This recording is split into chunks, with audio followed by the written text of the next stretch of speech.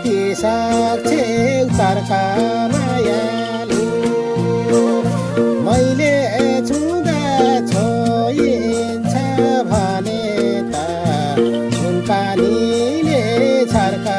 मायालु ठुलो